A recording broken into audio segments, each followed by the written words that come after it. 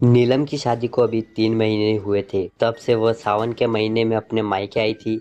रक्षाबंधन पर अपने दो छोटे भाइयों को राखी बांधने के बाद उसे अपनी ससुराल लौट जाना था। रक्षाबंधन 10 अगस्त को था। 3 अगस्त को जब वह घर में मां के साथ कामकाज में हाथ बटा रही थी, तभी उसके मोबाइल की घंटी बजी। वह काम छोड़कर कमरे में गई और मेज पर रखे मोबाइल को उठाकर देखा। फोन उसके पति बाबूराम का था। उसने तुरंत कॉल रिसीव की। उसने हेलो कहते ही बाबूराम की आवाज़ सुनाई दी। नीलम, तुम दातगंज आ जाओ, मैं तुम्हें गोपाल सिंह का मेला दिखाकर लाऊंगा। नीलम ने बहाना बनाकर उसे टालना चाहा, तो बाबूराम बोला, देखो नीलम, ऐसा मौका बार बार नहीं आएगा, इसलिए आ जाओ, मैं तुम्हारा इंतज़ार कर रहा हूँ। बाबूराम ने अधिकार भरे शब्दों में अपनी बात कहकर जगह बता दी और फ़ोन काट दिया। नीलम को बाबूराम पर बिल्कुल भरोसा नहीं था। 3 महीने में वह उसे जितना जान पाई थी, उससे उसे लगता था कि बाबूराम उसे पसंद नहीं करता, लेकिन वह उसका पति था और जिद कर रहा था, इसलिए जाना उसकी मजबूरी थी। उसने अपनी माँ को बताया और फिर अपनी छोटी बहन संगीता को साइकिल पर बैठाकर दातगंज चली गई। जब देर शाम होने पर भी नीलम संगीता के साथ वापस नहीं लौटी, तो उसकी माँ को चिंता हुई। माँ ने यह बात अपने पति हरभजन को बताई, तो उन्होंने नीलम और संगीता की खोजबीन शुरू की।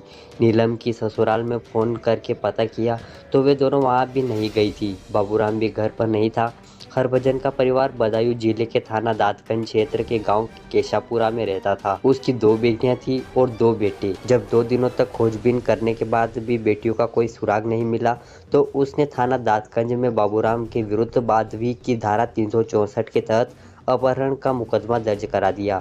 बाबूराम के खिलाफ रिपोर्ट इसलिए लिखाई क्योंकि उसी ने फ़ोन करके नीलम को दातगंज बुलाया था। दातगंज के थाना प्रभारी विपिन कुमार ने बाबूराम के बरेली के थाना कैंट क्षेत्र के भौवापुर स्थित घर पर दबिश दी, तो वह घर पर नहीं मिला। इस पर विपिन कुमार ने बाबूराम के मोबाइल नंबर को सर्विलांस पर लगा दिया। 9 अगस्त को विपिन कुमार को बाबूराम के धोलाघाट पुल पर होने की सूचना मिली, तो वह पुलिस टीम के साथ वहां जा पहुंचे। बाबूराम वहां मिल गया। पुलिस उसे गिरफ्तार करके थाने ले आई।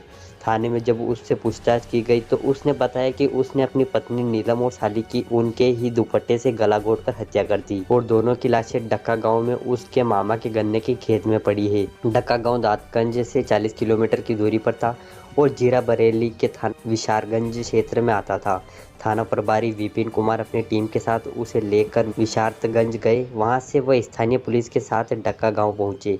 बाबूराम के मामा के खेत में खोजबीन की गई, तो नीलम और संगीता की सड़ी गली लाशें कनकानुमा हालत में मिली। पुलिस ने प्राथमिक कार्रवाई करके दोनों लाशों को पोस्टमार्टम के लिए मोर्चरी भेज दिया। इसके बाद दातगंज पुलिस बाबूराम को लेकर थाने आ गई। थाने में पूछताछ के दौरान बाबूराम ने हत्या के पीछे की जो कहानी बताई, वह नाजायज रिश्ते को अपनी जिंदगी समझने वाले एक शख्स के खूनी खेल की कहानी थी, जिसे में उसका शिकार बनी उसकी जीवन संगिनी और निर्दोष साली। चीन टपाक डमडम। महानगर बरेली के थाना के क्षेत्र के एक भौवापुर निवासी खंजनलाल किसान का सबसे छोटा बेटा था बाबूराम। पेशे से किसान। हरभजन के पास 7 बीघा जमीन थी। उसी से उसके पूरे परिवार का भरण पोषण होता था। बाबूराम ने इंटर तक की पढ़ाई की थी। इसके बाद वह पिता के साथ खेती के काम में हाथ बटाने लगा था। बाबूराम की नैनीहाल बरेली में डक्का गांव में थी। उसके मामा की 3 बेटियां थी, जिनमें गीता सबसे बड़ी थी। 18 साल की गीता का यौवन खूब दमकता था। वह थी भी खूबसूरत। बाबूराम अक्सर अपने मामा के घर आता रहता था। गीता से उसकी खूब पड़ती थी। दोनों के बीच भाई बहन का रिश्ता था। बचपन में एक दूसरे के साथ खेलते थे, इसलिए एक दूसरे से काफी घुल मिले हुए थे। जब दोनों जवान हुए, तो बाबूराम को गीता की खूबसूरती कुछ अलग ही नजर आने लगी थी। रिश्ते की याद आती तो वह गीता पर से नजर हटाने की कोशिश करता, लेकिन उसका दिल उसे ऐसे करने की इजाज़त नहीं देता था। बाबूराम ने बहुत कोशिश की कि वह रिश्ते की मर्यादा बनाए रखे, लेकिन दिल के मामले में उसका वश नहीं चला। वह कोशिश करके हार गया। बाबूराम ने महसूस किया कि वह गीता को चाहने लगा है। उसके दीदार से उस दिल को सुकून मिलता है और आंखों को ठंडक। गीता जब उसके साथ नहीं होती, तो उसे कुछ भी अच्छा नहीं लगता।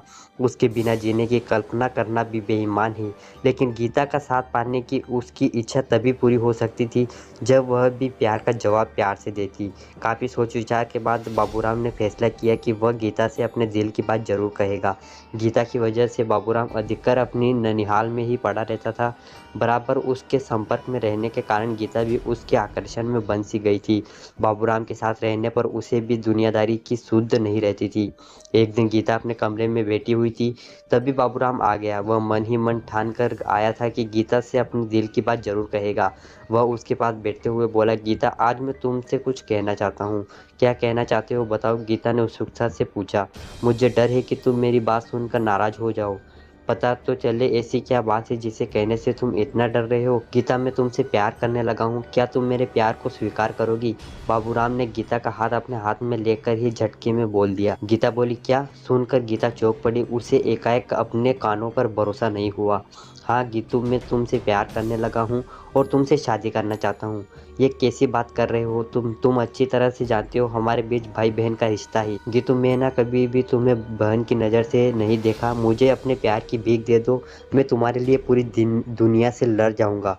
हम समाज की नज़र में भाई बहन हैं, जब लोगों को पता चलेगा तो वे हमें कभी एक नहीं होने देंगे। तुम किस किस से लड़ोगे? मुझे किसी की फिक्र नहीं है, बस तुम एक बार हाँ कह दो। ठीक है, तुम इतना कह रहे हो तो मैं इस बारे में सोचने के बाद जवाब दूंगी, गीता ने उसे टालने के लिए कहा। ठीक है, कल सुबह मुझे बरेली जाना है, शाम तक लौट आऊँगा। तब तक तुम सोच लेना और मुझे अपना जवाब बता देना। कोशिश करना तुम्हारा जवाब मेरे हक में हो, कहकर बाबूराम कमरे से बाहर चला गया। रात को खाना खाने के बाद गीता जब सोने के लिए बिस्तर पर लेटी तो नींद उसकी आंखों में कोसों दूर थी। उसके कानों में बाबूराम के शब्द गूंज रहे थे। उसने अपने दिल में झांकने की कोशिश की तो उसे लगा कि वह भी जाने अनजाने में बाबूराम से प्यार करती है, लेकिन भाई बहन के रिश्ते के भय से अपने प्यार का इजहार नहीं कर पा रही। अब जब बाबूराम प्यार की बात कर रहा है तो उसे पीछे नहीं हटना चाहिए। जिंदगी में सच्चा प्यार हर किसी को नहीं मिलता। ऐसे में वो बाबूराम के प्यार को ठुकराए। काफ़ी सोच विचार कर उसने फैसला कर लिया कि उसे क्या करना है। अगले दिन की सुबह गीता के लिए कुछ अलग ही थी। बाबूराम के प्यार में डूबी हुई वह खोई खोई सी थी, लेकिन किसी को भनक तक नहीं लगी कि उसके दिमाग में क्या चल रहा है। उधर उस दिन गीता को बेसब्री से बाबूराम के लौटने का इंतज़ार था। बाबूराम रात को लगभग 9 बजे घर लौटा और घर के लोगों से मिलकर गीता के कमरे में आ गया। उसने आते ही गीता से पूछा, गीतू, जल्दी बताओ तुमने क्या फैसला किया? बाबू, मैंने रात भर काफ़ी सोचा और फैसला लिया कि गीता ने अपनी बात बीच में ही रोक दी। यह देख बाबूराम के दिल की धड़कनें तेज हो गई। उत्सुकतावश गीता का हाथ पकड़कर बोला, बोलो गीतू, मेरी ज़िंदगी तुम्हारे फैसले पर ही टिकी है। तुम्हारे इस तरह चुप हो जाने से मेरा दिल बैठा जा रहा है। बाबूराम की हालत देखकर गीता एकाएक खिला कर हंस पड़ी। उसे इस तरह हंसते देख बाबूराम ने उसकी ओर सवालिया निगाहों से देखा तो वह बोली, मेरा फैसला तुम्हारे हक में है। यह सुनकर बाबूराम खुशी से झूम उठा और उसने गीता को बाहों में भर लिया। गीता खुद को उससे छुड़वाते हुए बोली, अपने ऊपर काबू रखो, अगर किसी ने हमें इस तरह देख लिया तो कयामत आ जाएगी। हमारा प्यार शुरू होने से पहले ही खत्म हो जाएगा। क्या करूँ गीतू, तुम्हारा फैसला सुनकर मैं पागल सा हो गया था। ठीक है, लेकिन लोगों की नज़र में हम भाई बहन हैं, इसलिए वे हमारी शादी नहीं होने देंगे। हमारी शादी ज़रूर होगी और कोई भी हमें नहीं रोक पाएगा, लेकिन यह तो बात की बात है। वैसे हमारे बीच जो भाई बहन का रिश्ता है यह एक तरह से अच्छा ही है, इसे हम पर कोई जल्दी शक नहीं करेगा। गीता भी बाबूराम की बात से सहमत हो गई और फिर उस दिन से दोनों का प्यार परवान चढ़ने लगा। दोनों एक साथ घूमने और फिल्में देखने जाने लगे। बाबूराम और गीता मासूम फूफा की बेटा बेटी होने की वजह से भाई बहन लगते थे। ऐसे में दोनों के बीच जो कुछ भी चल रहा था उसे प्यार नहीं कहा जा सकता। दोनों बालिग थे, इसलिए नासमझी भी नहीं। बहरहाल उनके बीच पक रही खिचड़ी की खुशबू बाहर पहुंची तो लोग तरह तरह की बातें करने लगे। धीरे धीरे यह खबर दोनों के घर वालों तक पहुंच गई। सच्चाई का पता लगते ही दोनों घरों में कोहराम मच गया। परिवार के लोगों ने एक साथ बैठकर दोनों को समझाया, रिश्ते की दुआई दी, लेकिन उन दोनों पर कोई असर नहीं हुआ। हालांकि घर वालों के सामने दोनों ने उनकी हाँ में हाँ मिलाई और एक दूसरे से न मिलने का वादा किया। उस वादे को दोनों ने कुछ दिनों के लिए निभाया भी, लेकिन कुछ दिनों बाद वे दोनों फिर से मिलने लगे। ऐसे में बाबूराम के पिता ने उसकी शादी करा देने का निर्णय लिया। शादी भी ऐसी की चट मंगनी पट ब्याह। भुवापुर गांव के एक ही परिचित ने उन्हें बदायूं जिले के गांव केशापुरा निवासी हरभजन की बेटी नीलम के बारे में बताया। यह बताने वाला परिचित हरभजन का एक रिश्तेदार था। नीलम को घर से पूनम के नाम से बुलाते थे। वह दातगंज के चिरौली लाल इंटर कॉलेज में इंटर की छात्रा थी। नीलम बहुत ही सरल व शांत स्वभाव की युवती थी। वह बालिग हो चुकी थी, इसलिए उसके पिता को उसके विवाह की चिंता सताने लगी। जब नीलम के लिए बाबूराम का रिश्ता आया तो वह मना नहीं कर सका।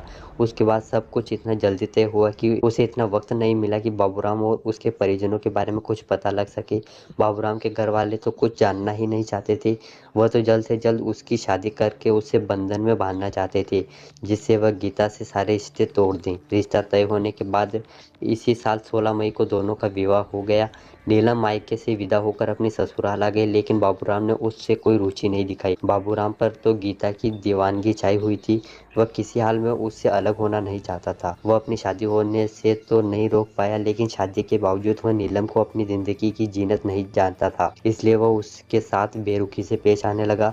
वह बात बात पर उस पर चिल्ला पड़ता, उससे उल्टा सीधा बोलता। उसकी हरकतों से नीलम समझ गई कि वह उसे पसंद नहीं करता। जरूर उसने किसी मजबूरी के तहत उससे विवाह किया है। दूसरी ओर बाबूराम गीता से मिला तो उसने नाराजगी जताई और याद दिलाया कि उसने हमेशा उसी को रहने का वादा किया था, कोई भी उनके बीच नहीं आएगा। वह अपने वादे कैसे भूल गया? इस पर बाबूराम ने उससे कहा कि वह अपने वादे को नहीं भूला है, उसके अलावा वह किसी और को अपनी जिंदगी नहीं बना सकता। लेकिन जब गीता ने नीलम को अपने रास्ते का रोड़ा बताया तो बाबूराम ने उससे कहा कि वह इस रोड़े को हमेशा के लिए अपने रास्ते से हटा देगा। इसके बाद बाबूराम ने नीलम की हत्या की साजिश रची। सावन में जब नीलम अपने मायके आई तो बाबूराम ने अपनी साजिश को अंजाम देने का फैसला कर लिया।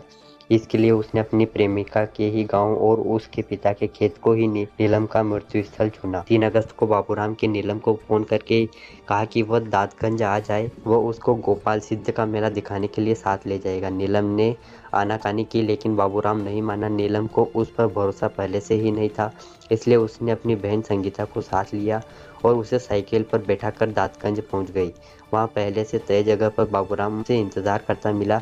वह दहेज में मिली बाइक से आया था। नीलम की साइकिल एक जगह खड़ी करवाकर बाबूराम दोनों बहनों को बाइक पर बैठाकर मेला दिखाने ले गया। जब शाम होने लगी तो वह उन दोनों को बाइक पर साथ लेकर दादगंज में 40 किलोमीटर दूर डक्का गांव की ओर चल दिया। नीलम ने पूछा तो उसने कहा कि उसे जरा मामा से काम है, इस बहाने वह मामा व अन्य घर वालों से मिल लेगी। उसके जवाब से नीलम चुप हो गई। बाबूराम ने अपने मामा के गन्ने के खेत पर जाकर बाइक रोकी और नीलम को खेत दिखाने के बहाने साथ लेकर खेत के अंदर चला गया। नीलम उस वक्त सलवार कुर्ता पहने थी। उसने अपना दुपट्टा गले में लटका रखा था। खेत के अंदर जाकर बाबूराम ने उसी दुपट्टे से गला घोंटकर उसकी हत्या कर दी। वो बेचारी चीख भी न सकी। इसके बाद वह खेत से निकलकर बाहर आया और संगीता से कहा कि उसकी बहन अंदर गिर गई है और उसके पैर में काफ़ी चोट आई है। यह सुनकर संगीता उसके साथ खेत के अंदर चली गई। अंदर पहुंचते ही बाबूराम ने पीछे से उसी के दुपट्टे से गला घोंटकर उसकी हत्या कर दी। संगीता की हत्या करना बाबूराम की मजबूरी थी, क्योंकि अगर वह उसे नहीं मारता तो वह सब कुछ अपने घर वालों को बता देती। इस तरह संगीता बहन के साथ बेवजह मारी गई। दोनों बहनों की लाशों को वहीं पड़ा छोड़कर बाबूराम अपने मामा के घर आ गया। वहाँ उसने गीता को नीलम और संगीता की हत्या कर देने की बात बता दी। देर रात वह मामा के घर में निकलकर अपने घर पहुंचा। वहाँ उसे पता चला कि उसके ससुर हरभजन को पता है कि नीलम और संगीता उसके साथ गई थी और वह उनके और उसके बारे में पूछ रहे थे। यह सुनकर बाबूराम को अपने पकड़े जाने का भय सताने लगा तो घर से फरार हो गया। तो दोस्तों, ये कहानी आपको कैसी लगी जरूर कमेंट में बताएं, क्योंकि बहुत मेहनत लगती है इस तरीके की स्टोरी बनाने के लिए। तो प्लीज़ डू सब्सक्राइब।